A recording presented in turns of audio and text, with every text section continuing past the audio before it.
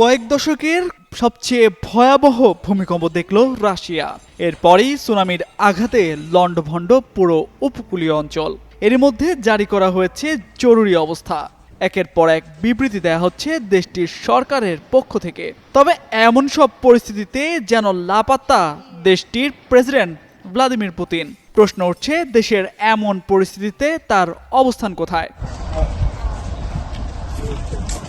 সকাল থেকে গণমাধ্যমে একের পর এক বিবৃতি দিতে দেখা যায় রুশ সরকারকে, তবে কোথাও দেখা যায়নি দেশটির প্রেসিডেন্ট ভ্লাদিমির পুতিনকে। দেশটির স্থানীয় গণমাধ্যমেও নেই তাকে নিয়ে কোনো তথ্য।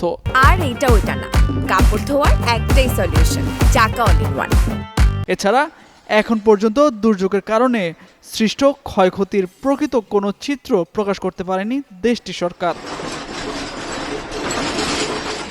যদিও বিশ্লেষকদের ধারণা, দুর্যোগের পর পুতিনকে কোথাও প্রকাশ্যে দেখা না গেলেও তিনি নিরাপদ অবস্থানেই আছেন, কেননা ভূমিকম্প ও সুনামিতে এখন পর্যন্ত হতাহতের তেমন কোনো তথ্য পাওয়া যায়নি।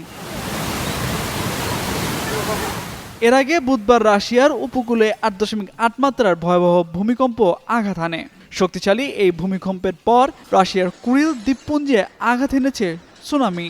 এরপরেই সুনামি বিধ্বস্ত দ্বীপপুঞ্জে জরুরি অবস্থা জারি করেছে রাশিয়া।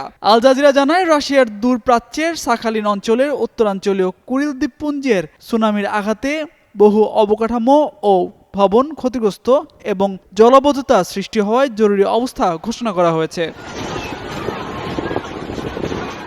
স্থানীয় গণমাধ্যম ও কর্মকর্তাদের প্রকাশিত ভিডিও ফুটেজে দেখা যায়, সুনামির পানি উপকূলীয় এলাকায় প্রবেশ করেছে এবং সাইরেন বাজার সঙ্গে সঙ্গে বাসিন্দারা উঁচু জায়গার দিকে ছুটছেন। তামজিদ মির্জা, যুগান্তর নিউজ।